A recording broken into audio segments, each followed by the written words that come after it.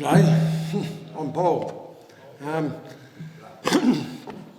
was a few other guys coming here with me tonight. They didn't make it, they're stuck up the road. It's all right, they're not riding Harleys. I made it. I'm here to tell, I can tell you heaps of stuff. Good stuff that's happened to me and whatever. About 10 years ago, the Lord sort of spoke to me and said, Paul, you need to help people. I was pretty straightforward. If I believe he's speaking to me, I act on what I believe I hear. My background is I'm an Air Force son, I'm a RAF brat. I've travelled Australia, I lived in Malaysia for 2.5 years before I left home. I got hit by a car in '83 in Malaysia. I was dead on the road. I was brought back unconscious for a week, in hospital for several months, had to learn to walk, talk, read and write again. A lot of things happened during that time. Not one of all that a fellow used to come and see me every week. He used to come and draw blood out of me every week. No one knew that fellow. He was someone that used to come to me. Many years ago, I led myself astray through whatever circumstance we may use, such as what a lot of us have done in our lives. I led myself astray and let the bottle take over. When time had come for me to change, I thought, well, I can help myself, I can help others. I started a kitchen in Devonport when I come over here. I've been over here just over 10 years.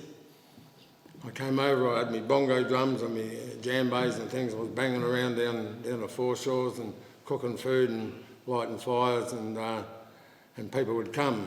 People were living in the bushes and all that around Devonport, down the foreshore, at the library, under the bridges and all that sort of stuff. I was sort of one of them, although I was chasing something. I was chasing a bit of redemption for myself. So I thought, gee, I could be a bit of a figure here in town. Instead of being just one of those bikers you see hanging around, I could make something of myself. I started up a kitchen in Faith. I was down at Baker's Beach, at Baker's Point, and I was doing a bit of fishing down there one night. And something came to me, it was so profound it stopped me what I was doing. And I had to write it down, and I thought, gee whiz, if you believe in God or you've got a faith, I've got a faith in myself as well as him.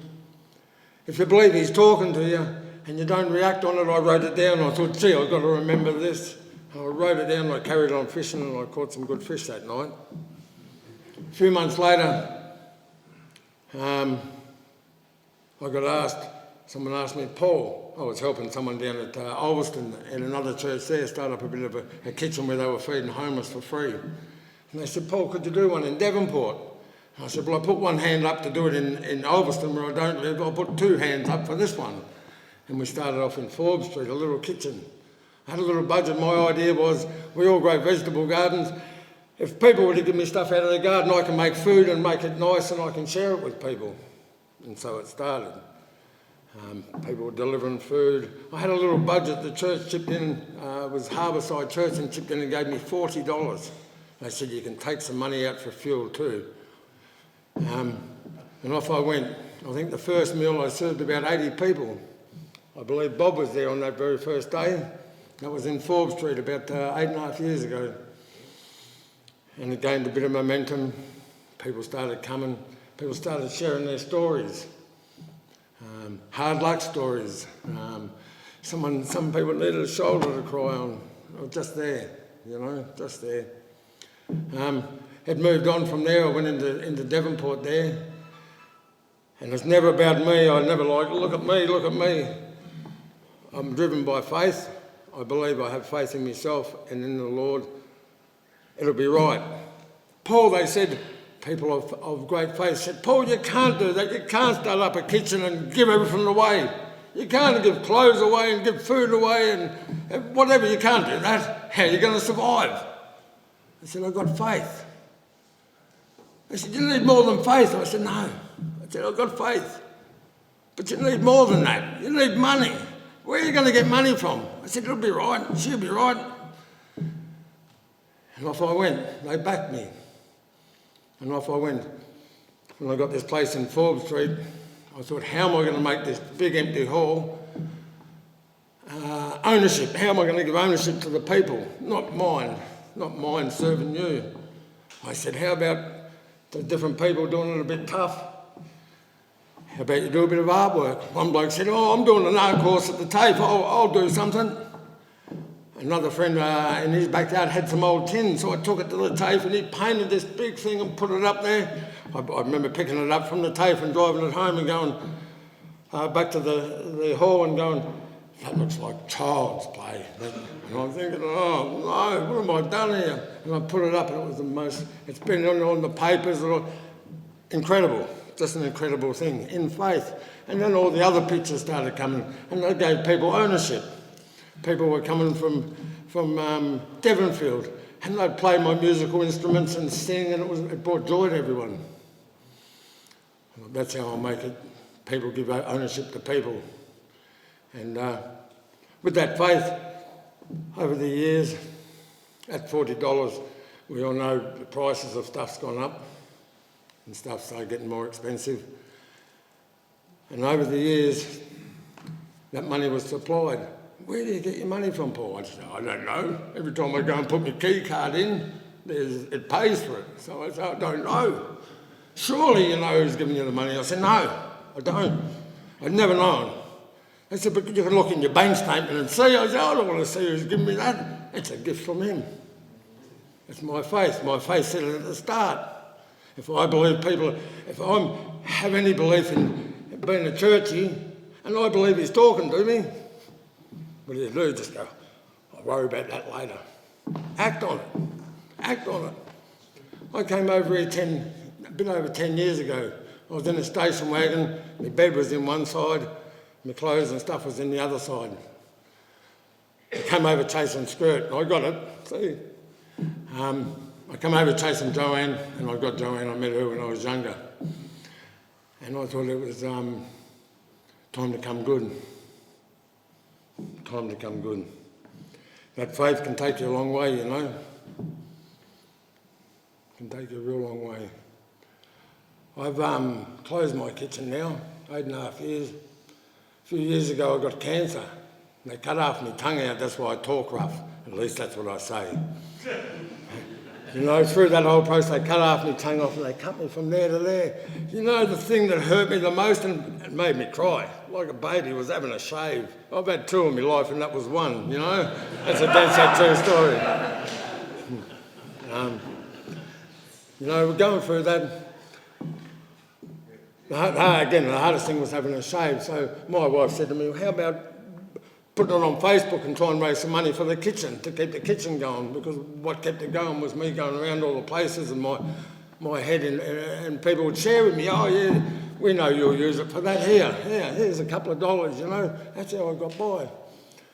So I'm going away for a little while to go and have an operation, so the CFM people, Lee and whoever they were, they said, we'll come and shave with you. And I thought, wow, you'll come and shave just for me, just me, you know, you'll come and shave. So we raised $4,500. A lot of money come from all around Australia. I've done this sort of thing around Australia by helping people before where there's been a need, you know, my hand's always up to help someone out, you know. Gee, I keep losing where I'm at. There's so much to say. My faith took me there. Gee whiz, I've gone blank, sorry guys. I have. It's all right, it'll come back to me. It'll come back to me. You know, the times and the deep times when it hasn't come back to me, but I'll share someone else.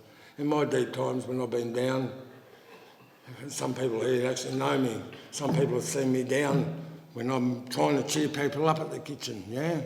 People coming to me with a bad attitude, and I've retired because I sort of lost my tolerance a little bit. I never had time to sort of recover from my own incidents of going through the cancer. I thought, get straight back into the kitchen, you know. So go and help people, you'll forget about your own troubles. You know, 25, 30 kilos later of losing weight, you go, whoa, gee, what's going on? Maybe it's time to look after yourself. I started the kitchen with my faith. I believe he spoke to me. It was last year. He sat me down on the stage. I said, "You're joking." Then I said, "Yes, time for myself. I need to spend more time behind bars or out my boat fishing." I share that with a lot of people as well, as many people as I can, beyond the kitchen. I share my faith with a lot of bikers. I gain that respect out on the road. You know, some of us hurt. Some of us are too big and tough to want to talk to somebody. But some people will share with me. I think it's a great privilege to be that man, to have that little bit of light shining on me when I'm out on the road, and people can come to me with their problems. We just get to share like brothers. I ride with a group called United these days. Them blokes help to keep me safe. Not safe. They have trouble keeping me safe. They keep me equal in myself these days. There's life beyond doing stuff for people, and sometimes you've got to stop and look after yourself. But if you're following him, it was him that gave me the word to start it, it was him that gave me the word to finish it. I now help people in other ways. But a big part of his story to me, which I live by, is it's time to look after yourself now. And I'm certainly doing that. I've been fortunate enough, I've just been over to Western Australia, and I've got family over there, and I haven't seen my mum, and she's not well. You know, it's a beautiful thing. For so many years I shared all my 50, 60 hours a week. I wasn't able to work or do anything like that. I think it's a great thing to be able to share with people your experience, share. I'll tell you a quick story. A fella came in the kitchen one day, it was a Thursday. I was actually doing, I'm not sure if Bob was there that day, quite possibly he was. I was actually doing the moonwalk across the floor when I was talking to people. And a bloke walked in the front door and he stood there, quite a big fella. "Welcome in, come in. Sit down, have a coffee, you want some bacon and eggs, whatever, sit down." And he sat down and told me, Dennis and Carol were there that day. And I think you might have been there too, Bob. Anyway, he shared a little story. He was from Ballarat and something was annoying him really bad over there. Someone was giving him a hard time and he said, "I just had to leave. I couldn't deal with it anymore. I was going to kill myself." And he said, "I took off and I ended up in Tasmania." He'd been wandering around for about 4 months. He came past the kitchen and he walked in that door that day. I thought nothing of it. Just like anything, we were joking and laughing and sharing a bit of joy, a bit of fellowship, as we're doing here. About a week later, I get a phone call. The bloke said, "Can you give me your bank account details?" I said, "Sure, mate." "Yeah, I want some money as well." Anyway, he said, "You might not remember me. I'm from Ballarat." I said, I remember your voice." He said, "I want to thank you for saving my life." I said, "No worries, mate." I thought the bank question might have been next. He said, "I want to thank you for saving my life." I said, "No worries, mate." He said, "You might not remember me." I said, "I do." He said, "I left my home in these units in Ballarat. He had a carer and all that over there as well, I found out later on." He said, "And this bloke in these units was giving us all so much grief, I couldn't deal with it anymore." He said, "I was on my way to the bridge to jump off it in Devonport." Gospel. He was going to jump off the bridge and kill himself. He'd had enough. He didn't know where else to turn. He wasn't finding a great deal of help in Devonport. He walked into the kitchen. I did nothing different. He said, when I walked in, he said there was so much joy in that place. He said, "I think you were doing the moonwalk." And I laughed and I said, "Yeah, I was. And he said, "You fed me. Everyone was happy to me. Your staff, your volunteers were good to me. I ate, I drank. I walked out of that kitchen knowing there was more to life than going and killing myself." He said, "So I walked the other way." He said, "The funny thing, the next day I received a phone call from some other guys in them units who said, 'That fella's actually gone to jail today and he won't be back for a very long time. You can come home.'" He was going to kill himself that day for nothing, just having them doors open and sharing that bit of, gospel or a bit of food saved his life. I think that's a tremendous story to end. What I'm on about was I could keep yakking on for ages and ages, but you'll start laughing. All right, guys. I'd just like to say thanks very much for sort of hearing my story, and also thank you for letting me be around for so long in town doing what I do to help people. That's about it. Bless us all.